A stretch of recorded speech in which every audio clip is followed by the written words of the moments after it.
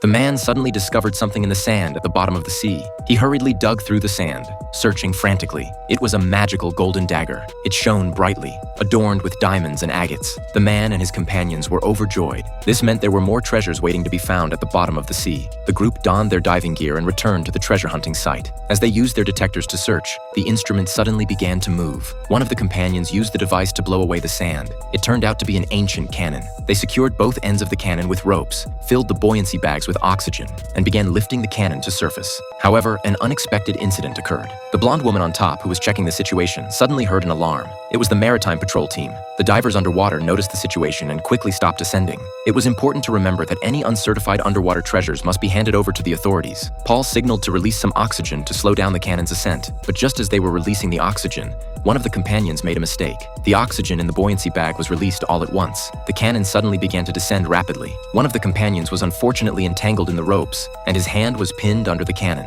Worse still, their oxygen was about to run out. Since the cannon was too heavy, they couldn't lift it no matter how hard they tried. To make matters worse, a few small sharks swam over to join the commotion. Fortunately, the female teammate slapped the sharks away with a single blow. Just as the situation reached its most critical point, Paul used the remaining oxygen to force it all into the buoyancy bag. Finally, using every ounce of strength in his body, he managed to lift the cannon slightly. The teammate was able to free himself. They then returned to the ship. One of the female teammates recognized the commander of the security team, an old friend. They exchanged greetings, and the security team finally left reassured. Although the cannon hadn't been retrieved, the group didn't give up. The next day, they returned to the same area to continue their underwater treasure hunt. But this time, they discovered something even more dangerous.